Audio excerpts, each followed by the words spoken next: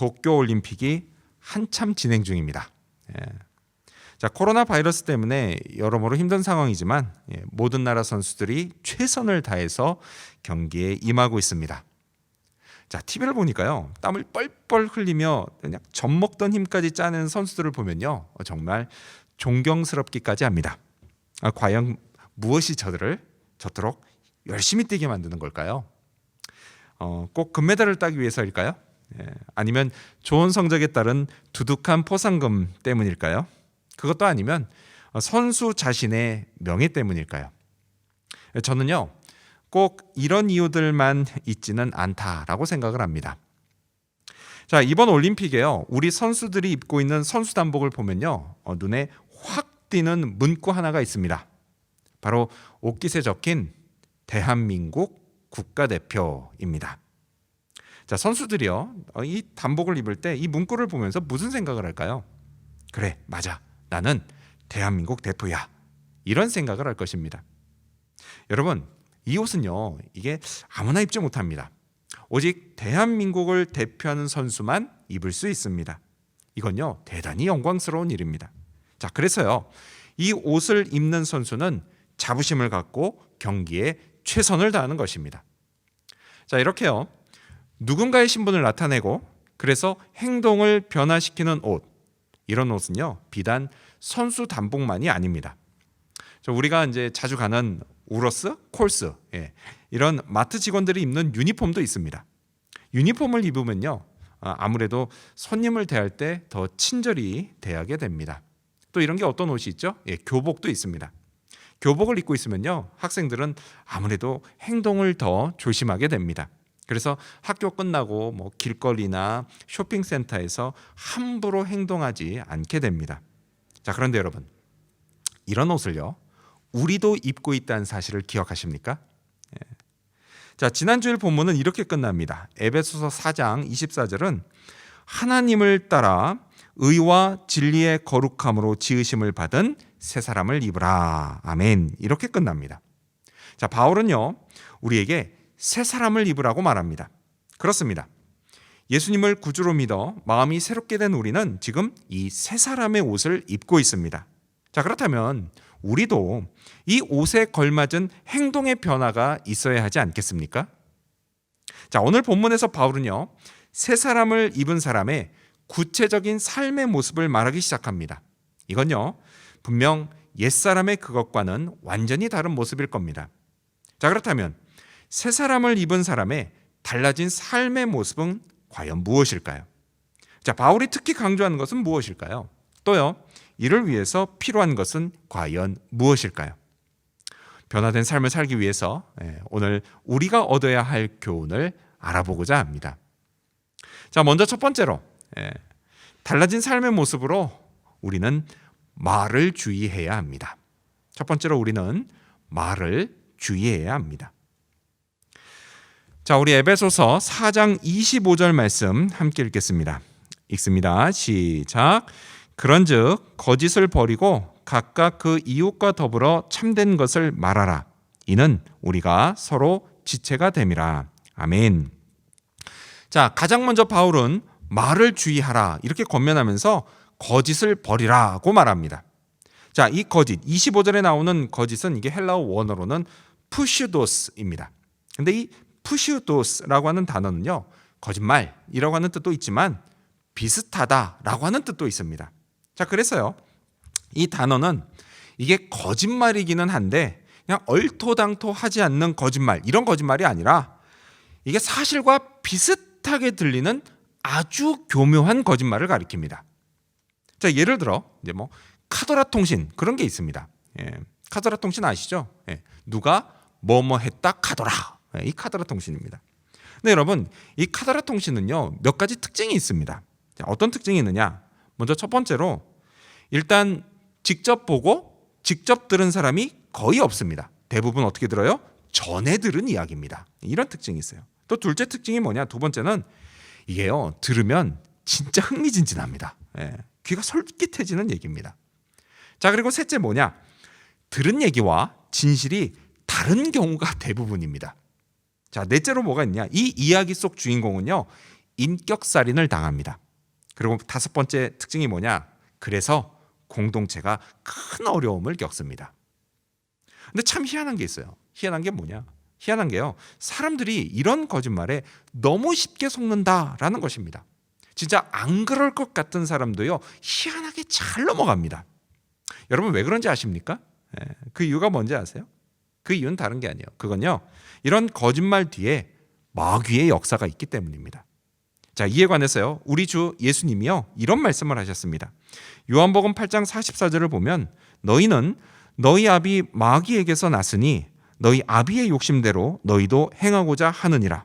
그는 처음부터 살인한 자요, 진리가 그 속에 없으므로 진리에 서지 못하고 거짓을 말할 때마다 제 것으로 말하나니 이는 그가 거짓말쟁이요 거짓의 아비가 되었음이라고 말씀하십니다. 주님이 뭐라고 하시죠? 주님이 마귀는 거짓의 아비다라고 말씀하십니다. 그렇게 말씀하시면서 따라서 거짓말하는 사람은 이 마귀의 자식이다라고 말씀하십니다. 그렇다면 여러분은 과연 마귀의 자식입니까? 아니면 하나님의 자녀입니까?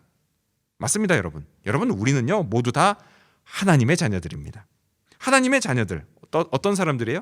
예수님을 믿고 새 사람을 입은 사람들입니다. 따라서요, 여러분, 우리는요 거짓을 버려야 합니다. 그리고 이제 우리는 참된 것을 말해야 합니다. 자, 지난주일 본문에서 바울은요, 우리가 그리스도께 듣고 배우는 사람들이다, 곧 우리는 제자들이다 라고 말했습니다. 따라서요, 여러분, 우리 주님이 우리에게 참된 것을 말씀하시면 제자된 우리도 참된 것을 말해야 합니다. 정직하고 진실한 입술을 가져야 합니다. 자, 이를 위해 우리에게 뭐가 필요해요? 우리에게 훈련이 필요합니다. 어떤 훈련이죠? 거짓말 안 하기 훈련, 이런 게 필요합니다. 또 뭐가 있어요? 정직하게 말하기 훈련, 이런 것도 필요합니다. 더욱이요, 이전에 오랜 세월 동안 거짓말로 사는 게 익숙했던 사람, 그런 사람은요 정직하게 말하는 습관을 들이기 위해서 남들보다 더 많이 노력해야 합니다. 자, 그런데 여러분, 이게요 생각보다 어렵습니다. 왜요? 다른 게 아니에요. 그 이유는 우리 안에 죄성이 남아있기 때문입니다. 그래서요, 어쩌다 우리가 손해볼 일이 생겨요. 딱 그런 일을 맞닥뜨리면 이 죄성이 우리를 자기도 모르게 또 거짓말하게 만드는 그런 습성이 있기 때문입니다. 하지만요, 하나님이 우리에게 이렇게 말씀하십니다.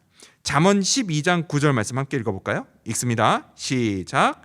진실한 입술은 영원히 보존되거니와 거짓 혀는 잠시 동안만 있을 뿐이니라. 아멘. 그렇습니다, 여러분.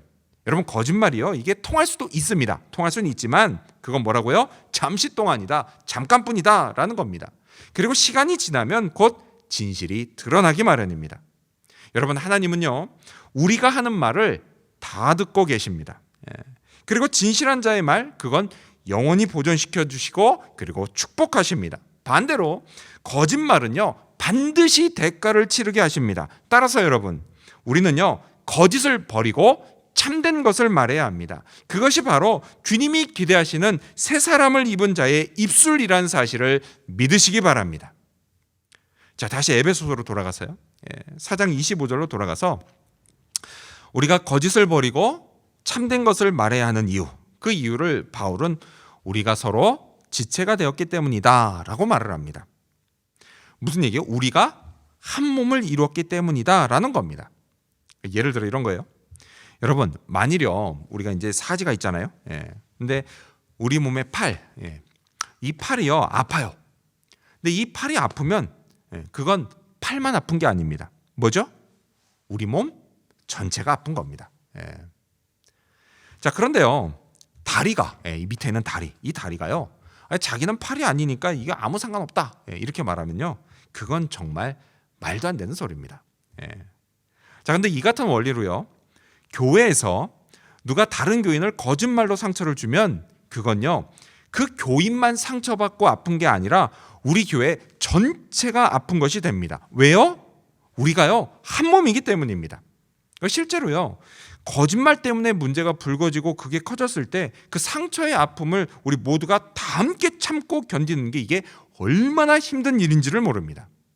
그래서 바울은요 또 이렇게 권면합니다. 우리 29절 말씀 함께 읽겠습니다. 29절입니다. 시작. 무릇 더러운 말은 너희 입 밖에도 내지 말고 오직 덕을 세우는데 소용되는 대로 선한 말을 하여 듣는 자들에게 은혜를 끼치게 하라. 아멘. 그렇습니다, 여러분. 여러분, 우리는요, 더러운 말을 하지 말아야 합니다. 말 조심해야 합니다. 남들을 깎아내리는 말, 그런 말 하지 말고 오직 덕을 세우는데 소용이 되는 좋은 말을 해야 합니다. 덕을 세운다라고 하는 거예요. 그건 무슨 얘기냐? 곧 교회를 건강하고 든든히 세운다라는 뜻입니다. 이를 위해서요, 우리는 친절하고 좋은 말을 해야 합니다. 바울은요, 그 말이 어떤 말이냐? 그게 바로 듣는 사람에게 은혜를 끼치는 말이다라고 합니다. 한때 한국 교회에서요, 고미사축 운동이라는 게 있었습니다. 고미사축 들어보셨죠, 여러분?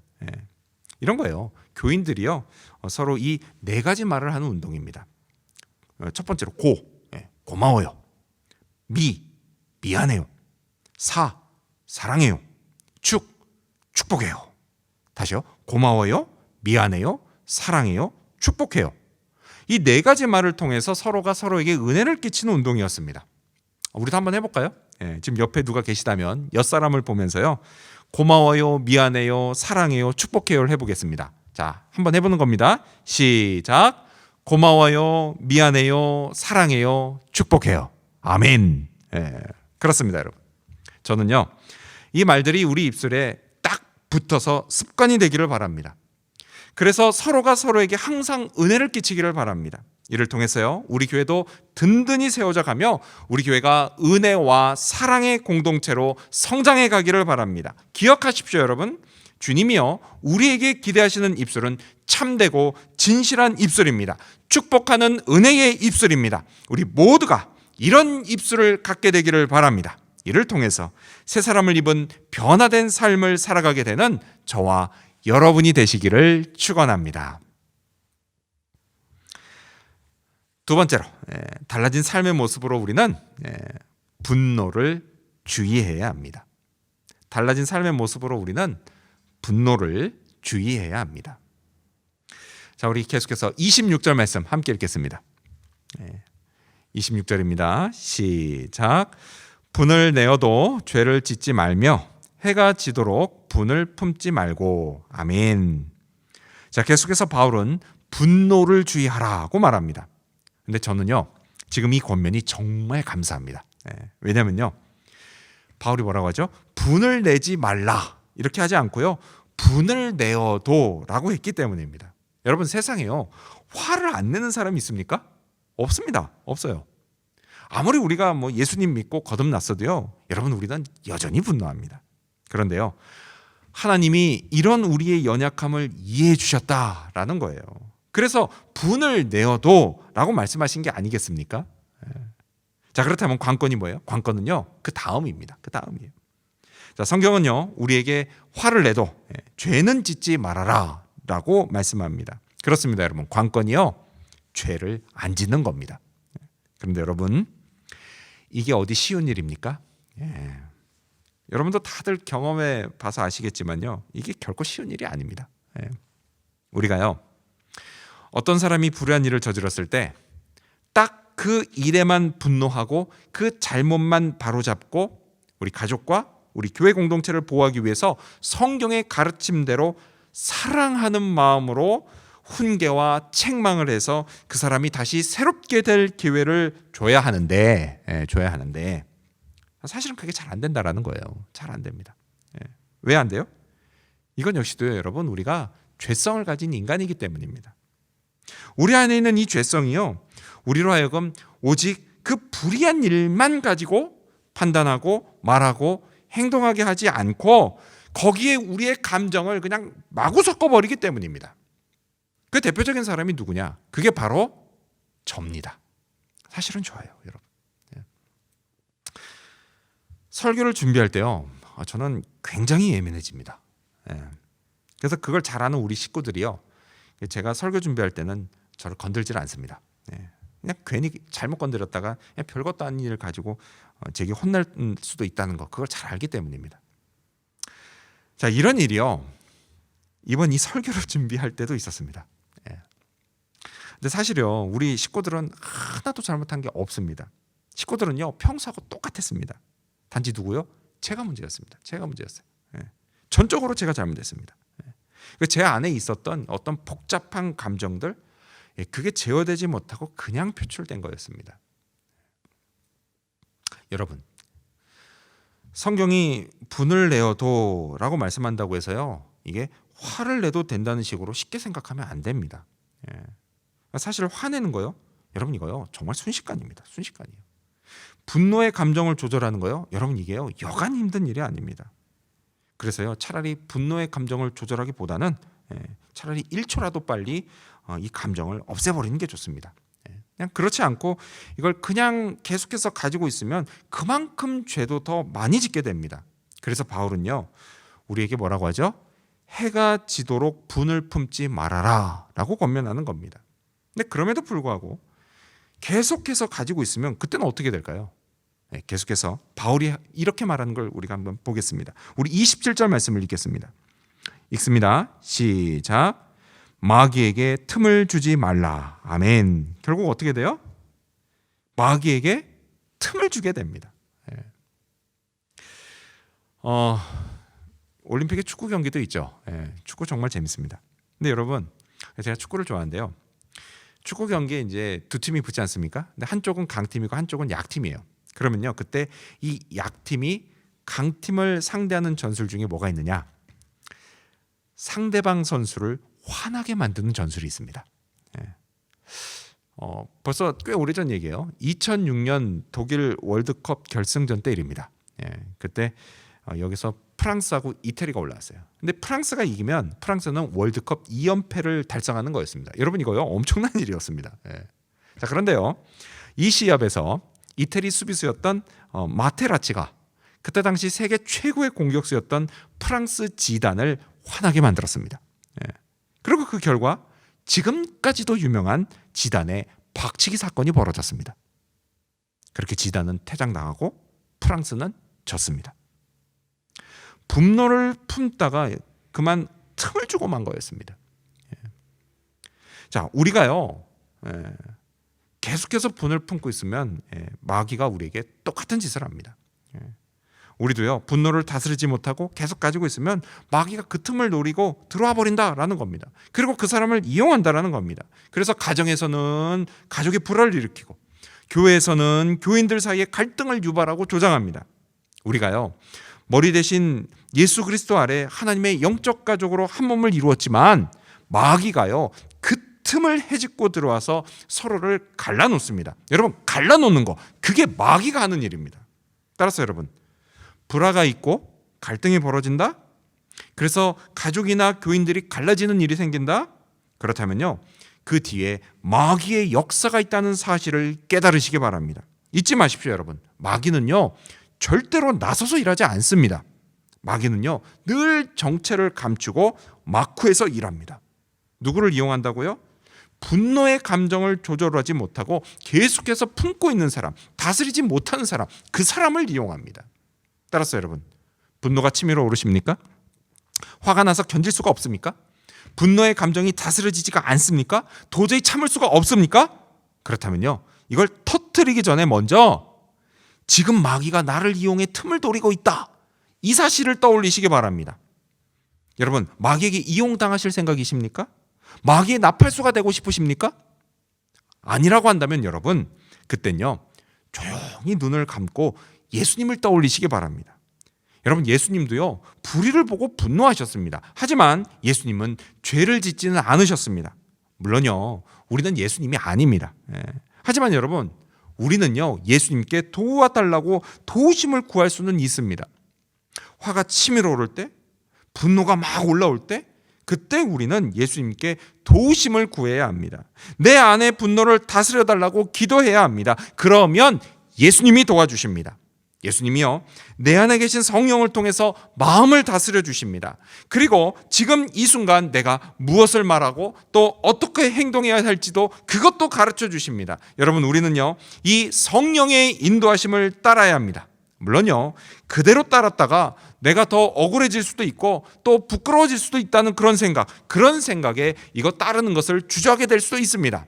하지만 여러분이 만일 성령을 믿으신다면 순종하시기 바랍니다. 조금만 더 참고 인내하시기 바랍니다. 그러면 반드시 좋은 결과를 얻게 될 것입니다. 하나님이 우리를 사랑하시기 때문입니다. 여러분 이 사실을 믿으시기 바랍니다.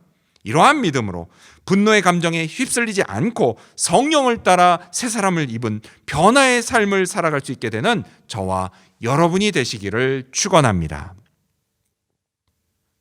마지막 세 번째로 새 사람을 입은 우리는요, 성령을 근심시키지 말아야 합니다.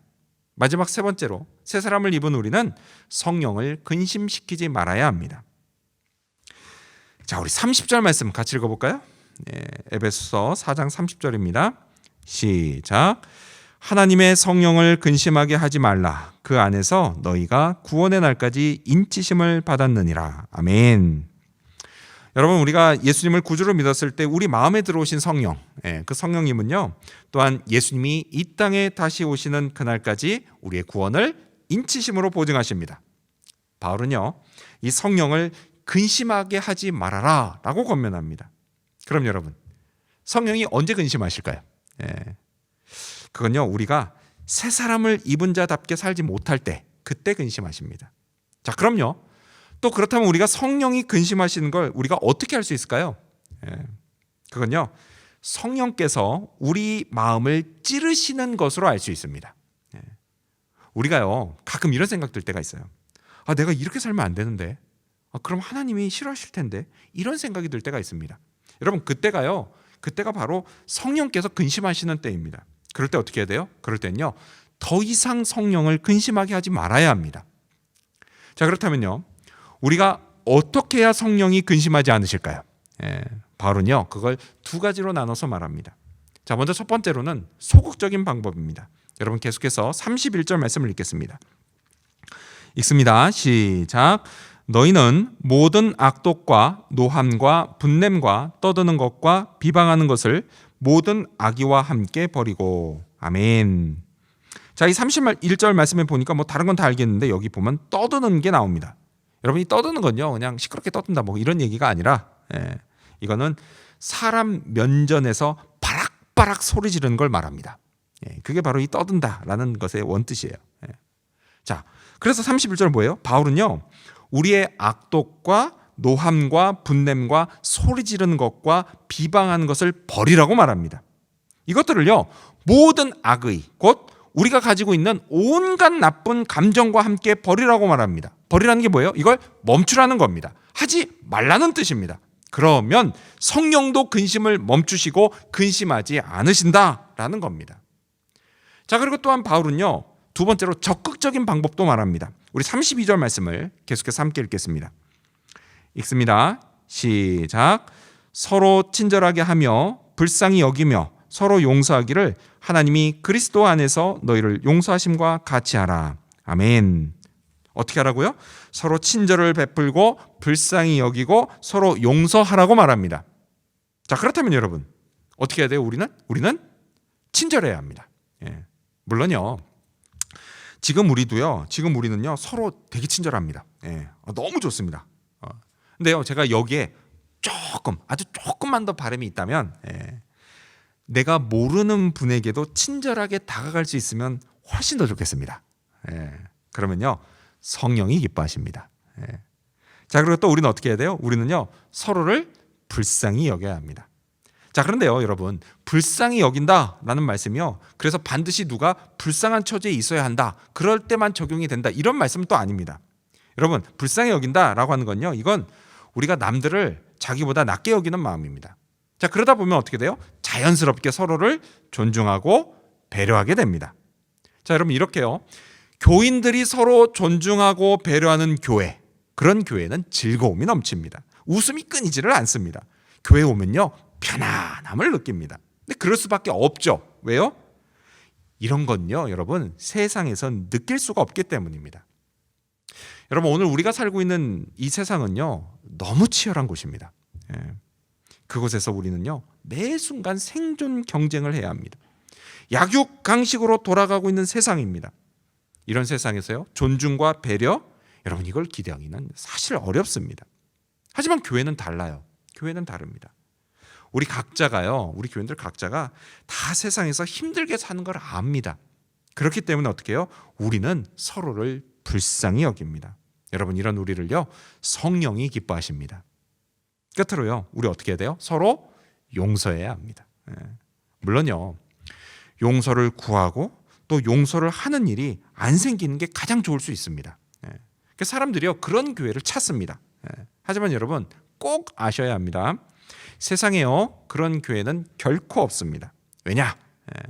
그건요, 우리가 모두 다 비록 구원받은 하나님의 자녀들이긴 하지만 동시에 우리는 여전히 죄성을 가진 인간이기 때문입니다. 여러분, 인간들이 모여 있는 곳에는요, 필연적으로 갈등이 벌어집니다. 그래서 용서를 구하고 또 용서해야 하는 일, 그게요, 그런 일이 꼭 생기기 마련입니다. 그런데 여러분, 이거 아십니까? 용서는요, 용서를 구하는 것도 어려운 일이에요. 그게 어려운 일이지만 막상 더 어려운 건 내가 누군가를 용서하는 게 더 어렵다라는 사실 말입니다. 왜 그럴까요? 왜 용서하는 게 더 어려울까요? 그건 다른 게 아니에요. 그건요, 우리 머릿속에 자꾸 내가 상처받고 자꾸 내가 피해본 것만 생각나기 때문입니다. 계속 내가 피해본 것만 생각이 나기 때문에 그래요. 근데 여러분, 이거요, 이상한 거 아닙니다. 원래 인간이 그렇습니다. 그렇다면 여러분, 인간이 원래 그러니까 그래서 우리가 용서하지 않아도 되는 걸까요? 그렇진 않습니다, 여러분. 우리는 용서해야 합니다. 성경이 분명 우리에게 용서하라고 말씀하십니다. 왜 그럴까요? 그 이유는 간단해요. 그게요, 용서하는 게 우리에게 좋기 때문입니다. 여러분, 내가요, 누군가를 미워해요? 그러면 그 사람이 아플 것 같죠? 내가 그 사람 미워하면, 용서하지 않으면, 미워하면 그 사람이 아플 것 같죠? 근데 여러분, 그럴 수도 있겠지만요, 사실은요, 진짜 아픈 건 바로 납니다. 바로 자기예요. 내 영혼이 아픕니다. 이 미움이라고 하는 게요, 이게 얼마나 독한 것인지요, 내가 누굴 미워하면 그것 때문에 내 영혼이 눌려버립니다. 말라버려요. 내 속에 있는 어떤 피해의식, 그 피해의식 때문에요, 영혼이 항상 눌려 있습니다. 병들어 버립니다. 그냥 피폐해져 버립니다. 자꾸만 내 안에서요, 막 분노의 감정이 마구 솟아오릅니다. 그래서요, 이런 상태를 그냥 놔두면 나중에 어떻게 되냐?